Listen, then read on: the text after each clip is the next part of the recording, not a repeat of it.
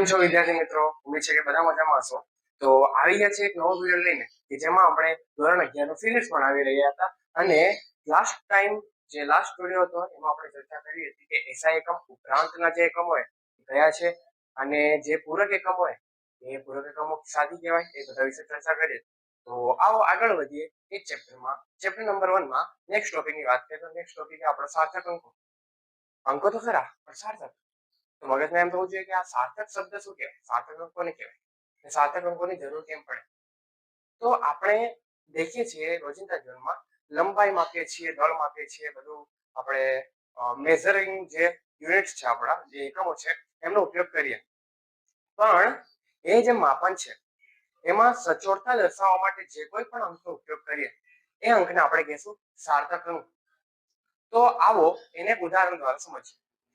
તો આપણે જે માપપટ્ટી દેખીએ છે તો માપપટ્ટીમાં આપણે જે નોર્મલી યુઝ કરીએ એમાં 0 થી 15 સુધી હોય જેના એકમ હોય છે સેન્ટીમીટર. તો 0 થી 15 સેન્ટીમીટર અને એમાં 0 થી 15 માં મોટા મોટા એવા 15 કાપા થાય એટલે 15 સેન્ટીમીટર.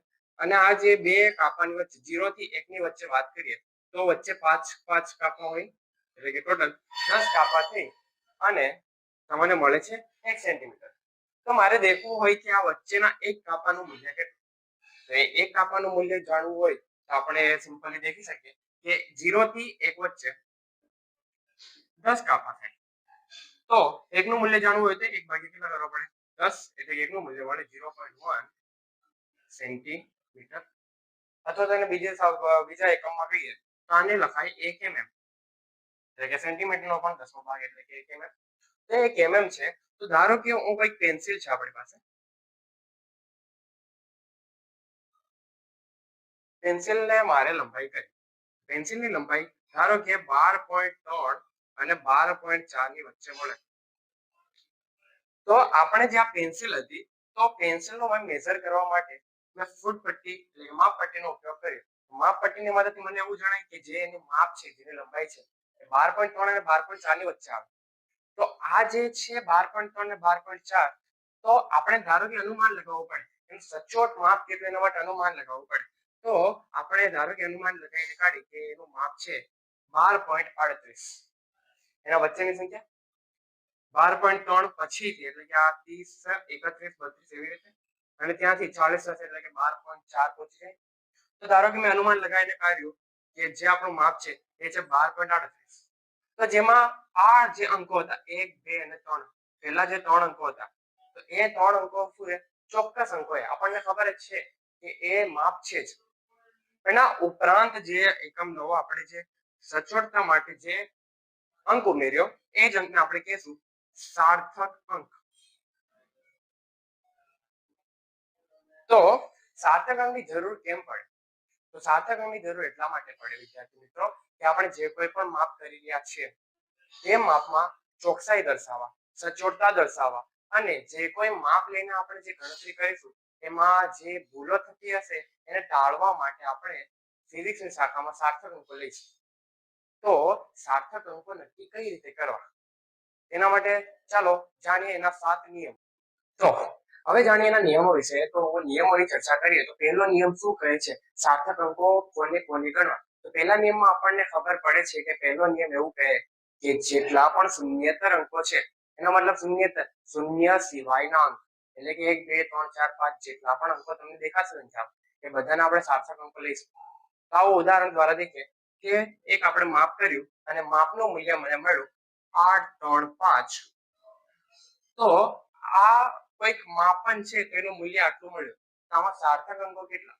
આજે આપણને મૂલ્ય મળ્યું સાર્થક અંકો કેટલા? તો આપણને ખબર છે પહેલો નિયમ આપણને કહે છે કે શૂન્યેતર અંકો બધા શૂન્યેતર અંકો એટલે 8 શૂન્ય સિવાયનો અંક કહેવાય, 3 પણ શૂન્યેતર અંક કહેવાય અને 5 પણ શૂન્યેતર અંક કહેવાય. તો ટોટલ સંખ્યા ગણી દઈએ તો કેટલી થાય 1, 2 અને 3. આનો કેટલા સાર્થક અંકો મળે 3 સાર્થક અંકો. તો આ રીતે જેટલા પણ શૂન્યેતર સંખ્યાઓ હશે ધારો કે આ વસ્તુ છે 1, 2, 4, 5 1245. તેમાં કેટલા 1 શૂન્યેતર અંક, 2, 4 પણ ગણાય, 5 પણ શૂન્યેતર અંક. ટોટલ કેટલા થયા 1, 2, 3 અને 4. તો ટોટલ આનીમાં કેટલી સાર્થક સંખ્યા મળે 4 સાર્થક અંકો મળે. આ રીતે પહેલા નિયમ પરથી આપણે સાર્થક અંકો કાઢી શકીએ. ત્યારબાદનો નિયમ આપણને દર્શાવે છે કે શૂન્યેતર અંકની એટલે કે જે શૂન્યેતર અંક છે એ જે મૂલ્ય છે એના અંતિમ શૂન્યેતર અંક પછીના બધા શૂન્ય એટલે કે જેટલા પણ શૂન્ય આવતા હશે એને આપણે સાર્થક અંકો લેતા નથી. તો બીજા નિયમનો ઉદાહરણ લઈએ તો ધારો કે આપણી પાસે કોઈ સંખ્યા છે 143 ની પાછળ 2 મીંડા હોય એટલે કે આપણી કિંમત હોય 14,300 તો 14,300 માં મારે ગણવું છે તો અંતિમ શૂન્યેતર પછીની જેટલા પણ શૂન્યો હશે એમને સાર્થક અંકો ગણવામાં આવતા નથી. એટલે કે આ જે બે શૂન્ય છે એને ગણીશું નહીં. તેના આગળના જેટલા પણ શૂન્યેતર અંકો તો એક શૂન્યેતર અંક તો એને ગણવાનો, 4 પણ શૂન્યેતર અંક તો એને પણ ગણવો પડે અને 3 પણ શૂન્યેતર અંક છે તો એને પણ ગણવો પડે. એટલે કે આપણી સાર્થક અંકોની સંખ્યા કેટલી થઈ અહીંયા 1 2 અને 3. પાછળના 0 જે છે એ ગણવાના નહીં. તો આ તો બીજો નિયમ. તો ત્રીજા નિયમમાં શું કહે છે? તો ત્રીજો નિયમ એવું દર્શાવે છે કે ક્યારે શૂન્યને ગણવા. તો આવી સંખ્યાઓમાં જ્યારે બે શૂન્યેતર અંકની વચ્ચે શૂન્યાંકો આવે એટલે કે બે શૂન્યેતર અંકની વચ્ચે રહેલા જેટલા પણ શૂન્ય હશે એ બધા સાર્થક અંકો ગણાશે. તો આવો દેખીએ એનું ઉદાહરણ. તો ઉદાહરણમાં આપણે દેખીશું કે કોઈક આપણી પાસે સંખ્યા છે 15,001 એટલે કે 15,001. આ સંખ્યામાં તમે જોઈ શકો છો બે શૂન્યેતર અંકોની વચ્ચે એટલે કે એક આ શૂન્યેતર અંક છે અને આ બીજો શૂન્યેતર અંક છે એમની વચ્ચે રહેલા શૂન્યાંકો એને સાર્થક અંકો લેવામાં આવે છે. એટલે આ શૂન્યને પણ સાર્થક અંક તરીકે ગણાય, આ શૂન્યને પણ સાર્થક અંક તરીકે ગણાય ને ઓબ્વિયસલી પહેલો જે છે આપણો શૂન્યેતર અંક જ છે એટલે કે એને પણ ગણીએ તો ટોટલ સંખ્યા કેટલી થઈ 1 2 3 4 અને 5. તો આની સાર્થક અંકોની સંખ્યા કેટલી 5. તો આ પ્રમાણે આપણે 3 નિયમ છે કે જેના વડે આપણે સાર્થક અંકો નક્કી કરીએ. તો એન પછીના નિયમની વાત કરીએ. તેના પછીનો નિયમ દશાંશ ચિહ્નો માટે છે. એટલે કે એકથી નાની સંખ્યા, એકથી નાની એટલે કે 0 પોઈન્ટમાં હશે, 0 પોઈન્ટ પછી કઈક સંખ્યા હશે તેવી સંખ્યાઓમાં શું કરવું? તો એકથી નાની સંખ્યાઓ માટે જે દશાંશ ચિહ્ન પછી જ્યારે પહેલો શૂન્યેતર અંક આવે એની ડાબી તરફના બધા શૂન્યાંકોને સાર્થક અંકો ગણવામાં આવતા નથી. તેનું ઉદાહરણ જોઈએ તો જે આપણો ચોથો નિયમ છે તો ચોથો નિયમ એવું કહે છે કે એનો આપણે ઉદાહરણ લઈએ કે એકથી નાની સંખ્યા છે આપણી પાસે 0.0135. તો આમાં એવું કહે છે કે જે દશાંશ ચિહ્નમાં પ્રથમ શૂન્યેતર તો આ તો શૂન્યાંક આ શૂન્યેતર સંખ્યા એની ડાબી બાજુ રહેલા એટલે કે આ તરફના બધા જીરોને ગણતા નથી. એટલે કે આ જીરો પણ ન ગણાય અને આ જીરો પણ ન ગણાય. તો ગણવાના કયા? જે શૂન્યેતર અંકો પાછળના જોઈ લે તો આ પણ શૂન્યેતર અંક, આ પણ શૂન્યેતર અંક, આ પણ શૂન્યેતર અંક. તો આમાં સાર્થક અંકોની સંખ્યા કેટલી બને? તો દેખાય છે કેટલી થાય? 3 થાય. હવે બીજું ઉદાહરણ લઈએ 0.005. તો આની વાત કરીએ તો આની માં દેખો કે જે પ્રથમ શૂન્યેતર અંક પોઈન્ટ પછી જઈએ શૂન્યાંક મળ્યો પછી શૂન્યેતર અંક તેની ડાબી બાજુના બધાને ગણવાના નહીં. તો આ શૂન્ય પણ ન ગણાય, આ શૂન્ય પણ ન ગણાય, આ શૂન્ય પણ ન ગણાય. એટલે કે આપણી સાર્થક અંકની સંખ્યા કેટલી થઈ? માત્ર 1. આ પ્રમાણે ચોથા નિયમ પરથી આપણે સાર્થક અંકો નક્કી કરી શકીએ છીએ. તો આવો પાંચમા નિયમની વાત કરીએ. પાંચમો નિયમ પણ દશાંશ ચિહ્ન માટે.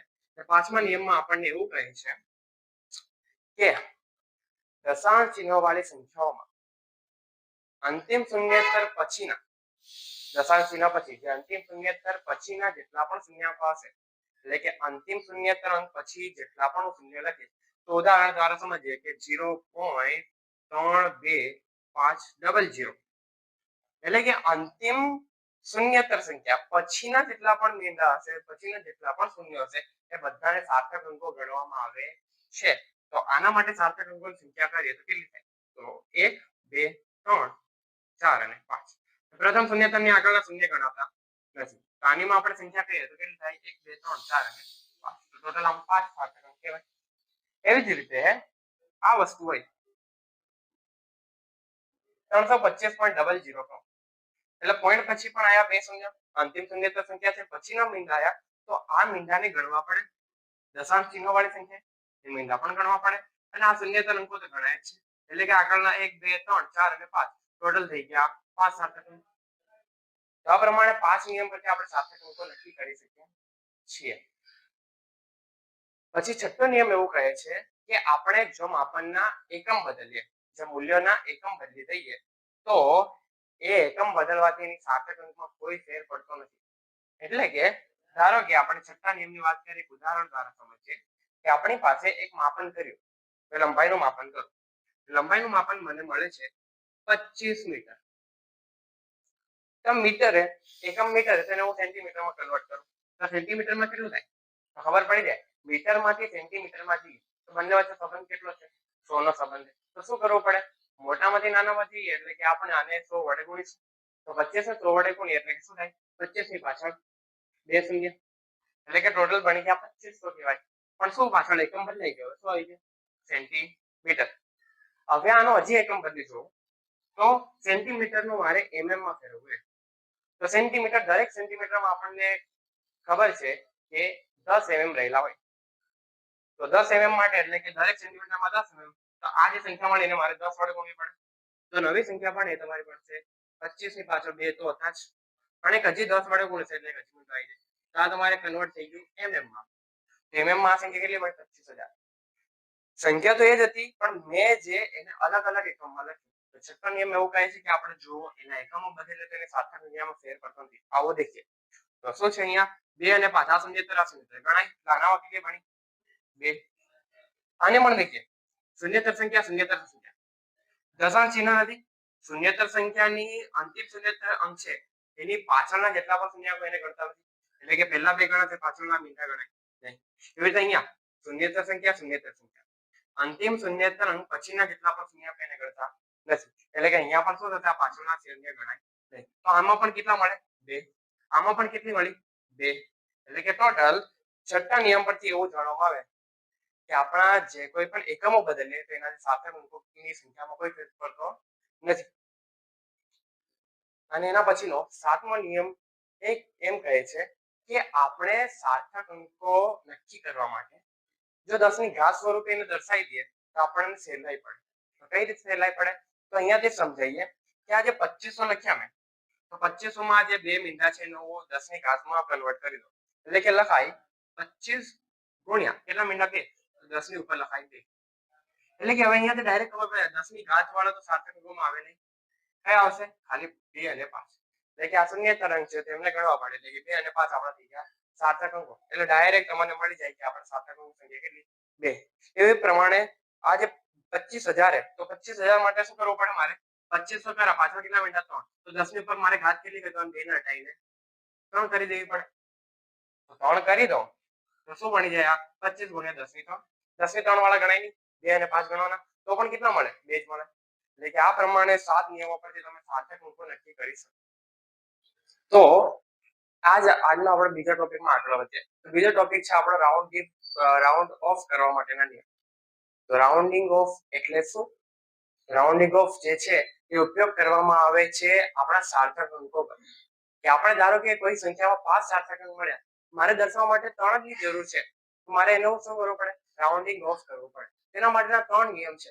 તો આવો જાણીએ 3 નિયમ કયા. તો પહેલા નિયમની વાત કરીએ તો પહેલો નિયમ એવું કહે છે કે આપણે જે કોઈ પણ સાર્થક સંખ્યા છે એમાં અંતિમ અંક જે છે અંતિમ અંક એ આપણો 5 કરતા મોટો હોય ત્યારે શું કરવું તો શું કરવું જોઈએ તો જ્યારે પણ અંતિમ અંક 5 કરતા મોટો હોય ત્યારે એની આગળના એની ડાબી બાજુ જે આગળનો અંક હશે એનામાં આપણે +1 કરીશું. એટલે કે અંતમાં 5 કરતા મોટો પહેલો નિયમ કે અંતમાં ગ્રેટર ધેન 5 મળે તો +1 કરવાનો. ક્યાં +1 કરવાનો ડાબી તરફ જે પહેલો સંખ્યા હશે એમાં. તો દાખલા તરીકે આપણને કોઈ સંખ્યા મળી છે 14.736 તો આમાં કેટલા સાર્થક અંકો પહેલા તો શૂન્યેતર અંકો એટલે કે 1 2 3 4 અને 5 તો આમાં ટોટલ 5 અંકો છે મારી પાસે. મારે એને રાઉન્ડિંગ ઓફ કરવા છે 4 માટે 4 અંક સુધી લઈ જવા છે 5 ના 4 અંક સુધી લઈ જવા છે તો મારે શું કરવું પડે અંતથી ચાલુ કરવું પડે. અંતમાં આપણને 5 કરતા મોટો અંક દેખાય તો શું કરીશું આગળની સંખ્યામાં ઉમેરીશું. તો આ 6 જે છે એને નીકાળીને હવે આપણે એનામાં આગળ ઉમેરીશું 1 એટલે કે આગળની સંખ્યા છે 3 એનામાં એક હજુ ઉમેરી દઈશું એટલે કે આપણને મળી જશે 4. એટલે કે આ પ્રમાણે જો મોટી સંખ્યા મળે એટલે કે 5 કરતા મોટી સંખ્યા હોય તો એના આગળમાં આપણે ઉમેરી દેવાનો એક +1 કરવાનો એટલે કે આપણને મળશે 3 અને એક ઉમેરી દઈશું એટલે કે 4. તો આપણને કેટલા મળી ગયા આ હતા 5 એમાંથી મળી ગયા 4 માં.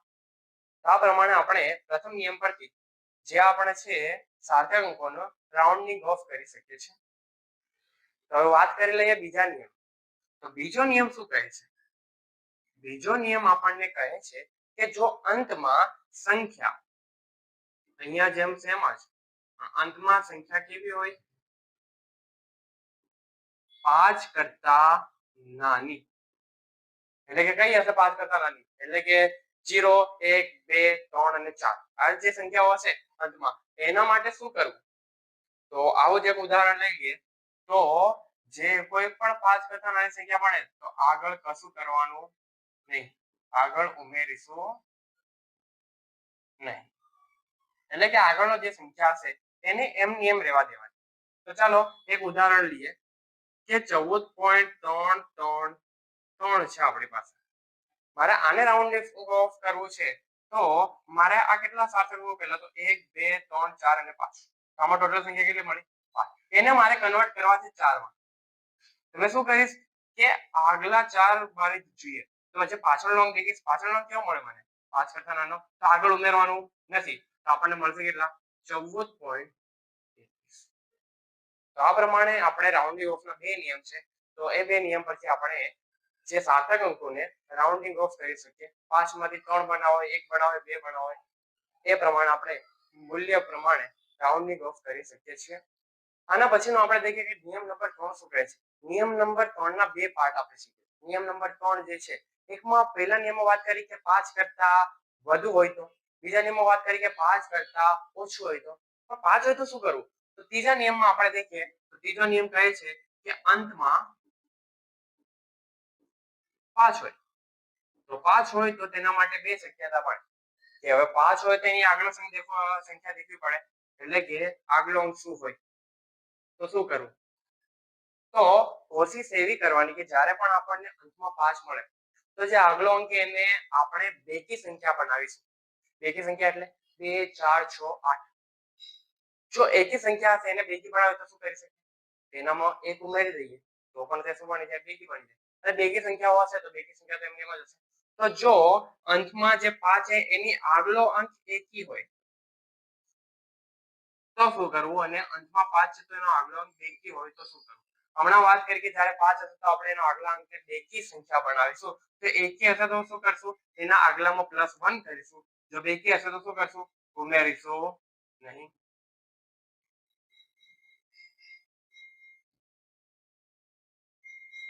તો ઉદાહરણ દ્વારા સમજીએ. તો આના ઉદાહરણ તરીકે સમજીએ તો દાખલા તરીકે આપણી પાસે એક સંખ્યા છે 3.15. તો અહીંયા અંતમાં મને દેખવા મળે શું છે? 5 છે. હવે આ જે કેટલી સંખ્યા થઈ? તો 1 2 3 અને 4 ટોટલ 7 અંકોની સંખ્યા છે. આમાં મારે એને કન્વર્ટ કરવું છે 3 માં. તો પહેલા 3 અંક રાખીશ. તો આ જે 5 છે એને મારે હટાવવો છે. તો રાઉન્ડિંગ ઓફ માટે આગળ એકી સંખ્યા છે. એક કેવી સંખ્યા કહેવાય? એકી સંખ્યા કહેવાય. તો શું કરવું પડે? એમાં +1 કરી દઈએ તો આનો મને જવાબ મળે 13.2. કેમ કર્યું? કેમ કે આપણને નિયમ કહે છે, શું કહે છે કે લાસ્ટમાં 5 હોય ને આગળ એકી સંખ્યા હોય તો એને શું બનાવવી પડે? બેકી બનાવવી પડે. અને એકી સંખ્યાઓને બેકી બનાવવા માટે આપણે એમાં શું કરીશું? +1 કરી દઈશું. એટલે આ સંખ્યા કેવી બની ગઈ? બેકી બની ગઈ. એટલે કે આપણો જે છે સાર્થક અંકોનું રૂપાંતરણ રાઉન્ડિંગ ઓફ થઈ ગયું. એવી જ રીતે હવે બેકી સંખ્યા હોય તો એના માટે ઉદાહરણ લઈ લઈએ. દાખલા તરીકે આપણી પાસે ઉદાહરણ છે 13.25. થોડી નજીકની સંખ્યા છે. અહીંયા પણ એવી છે 13.15 ને અહીંયા પણ 13.25. તો આમાં ફેર શું પડે? તો આ જે અંતમાં 5 તો દેખાયો, મારે આ 4 જે સંખ્યા છે એને મારે 3 માં કન્વર્ટ કરવી. તો 3 માટે શું કરીશું? તો જે 5 છે એનો આગળ સંખ્યા દેખીશું. આગલી સંખ્યા શું છે? બેકી છે. તો એનામાં કશું કરવાનું નહીં કેમ કે ઓલરેડી બેકી બનાવવાની કોઈ જરૂર નથી કેમ કે બેકી છે જ. તો શું કરીશું? 5 ને નીકાળી દઈશું અને આગળ કોઈ ફેર કરવાનો નહીં. તો આને મેં રાઉન્ડિંગ ઓફ કરું તો મને મળશે 13.2. આ પ્રમાણે આપણે અંતમાં 5 હોય તો કઈ રીતે રાઉન્ડિંગ ઓફ કરીએ એ વિશે આપણે જાણી લીધું. તો આજના ટોપિક માટે આટલું રાખીએ. મળીએ નેક્સ્ટ વિડીયોમાં કે જેમાં આપણે ચર્ચા કરીશું પારિમાણિક વિશ્લેષણ વિશે. જો આજના વિડીયોમાં તમને મજા આવી હોય અને કોન્સેપ્ટ ક્લિયર થયા હોય તો કોમેન્ટમાં જાણ કરશો અને વિડીયોને લાઈક કરી દેશો જેથી અમને પણ મોટિવેશન મળે અને ચેનલને સબસ્ક્રાઇબ જરૂર કરજો. Bye bye.